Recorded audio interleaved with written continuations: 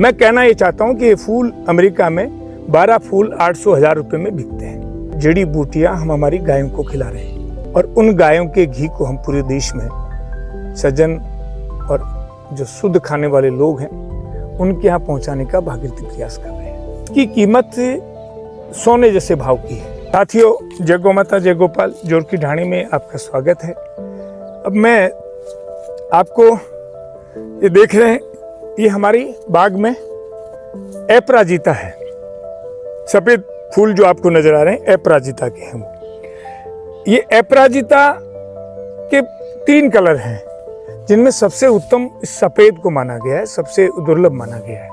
और ये पूरी नर्सरी है मेरे पास सफेद फूलों की, वो अपराजिता की। अपराजिता मतलब किसी से कभी पराजित नहीं हो। भगवान कृष्ण के मुकुट का फूल भी माना जाता है इसको। अब ये भगवान कृष्ण के मुकुट में क्यों आया? हमारे यहाँ हर चीज का विज्ञान है। उनके मुकुट में पहुंचा 16 कला के अवतारी पुरुष। धरती के श्रेष्ठ अवतार के मुकुट में कोई चीज गई तो वो बहुत दुर्लभ और बहुत महत्वपूर्ण होगी। इसमें इस पूरा साइंस है, ये अलग विषय है। मैं कहना ये चाहता हूं कि ये फूल अमेरिका में 12 फूल 800,000 रुपए में बिकते हैं। अब हम इसको कहाँ बेचे? लोग कहते हैं किसान वो बेच ले, वो बेच ले। किसान तो ये नहीं कर सकता। पढ़े लिखे नौजवान यदि ऐसा करें तो इस देश के किसान की तकदीर जो है वो अलग से लिखी जा सकती है। मैं जो कहना चाहता हूं वो ये है कि ये जड़ी बूटियां हम हमारी गायों को खिला रहे हैं और उन गायों के घी को हम पूरे देश में सज्जन और जो शुद्ध खाने वाले लोग हैं उनके यहाँ पहुंचाने का भागीरथी प्रयास कर रहे हैं। अब आज मैंने जैसे रात को कल कहा था कि हम अगर वुड नाम का एक पेड़, जो आप गूगल पे सर्च करें उगर वुड पेड़ किसको कहा जाता है, आपको उसकी क्वालिटी और उसका पूरा ज्ञान अपने आप हो जाएगा। वो उगर वुड के 5 पेड़ जोरकी ढाणी में अभी आए हैं और मैं ऐसी व्यवस्था कर रहा हूं कि पूरे देश भर के लोगों को ये पेड़ जो है किसानों को मिले और ये किसान पेड़ लगाएं। इसकी कीमत सोने जैसे भाव की है। तो वो पेड़ आज हम, जैसे मैंने ये हमारा वेस्टेज जो घास है इसमें हमारी ये अपराजिता भी है। वेस्टेज नहीं है, अपराजिता तो हमारे लिए अनमोल है, लेकिन इन सबको मैं काट करके ये अच्छा घास जितना भी है वो तो सब हमारी गौ माताओं को खिलाएंगे।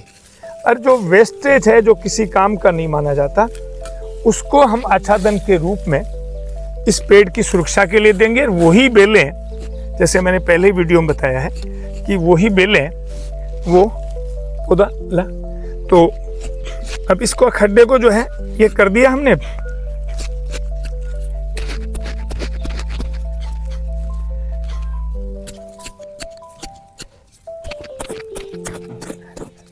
ये आप देखिए मिट्टी हमारी कितनी सॉफ्ट हो गई है। बहुत चिकनी मिट्टी जैसी मिट्टी होती है, लेकिन ये आराम से खुदाई इसकी हो रही है। अब आप इस पौधे को जो है देखेंगे कि इस थैली को फाड़ेंगे और इसमें भी वही गोबर वही बीज सब इसमें भी लगाऊंगा मैं। अभी इस पौधे को यहाँ रखा और इसके साथ में ये जो हरा घास है, क्योंकि पौधा जिंदा है, मरा हुआ नहीं है, और जिंदा लोग सांस भी लेते हैं, तो इस पौधे की जड़ें सांस लेती है। हम क्या करते हैं कि पौधे को खड्डा खोदा और मिट्टी डाली और पूरा टाइट भर देते हैं, जिससे पौधे की जड़ों को सांस लेने में समस्या होती है। तो हमने ये पूज्य कार सिद्धेश्वर स्वामी जी महाराज का प्रयोग है। स्वामी जी महाराज अक्सर कहते हैं कि पौधे को सांस लेने के लिए उसके साथ में हरा घास दिया जाए। तो ये मैंने हरा घास इसको इसलिए लगा दिया कि मिट्टी भरने के बाद भी इसकी पौधों को सांस लेने के लिए जगह उपलब्ध हो जाएगी। और ये हमने वापस मिट्टी इसमें डाल दी। ये मिट्टी डाल दी और अब इसको हम, हमारा जो वेस्टेज घास है तो उससे और प्लस से ये मेरे पास में हमारे जो बीज हैं, जैसे मैंने आपको कहा था कि 5 बीज हम जो है इसमें डालेंगे। ये बीज जो है ये आप देखिए, अभी एक तो यहाँ दे दिया हमने और एक हम यहाँ देंगे और एक जो है इस दिशा में देंगे और एक जो है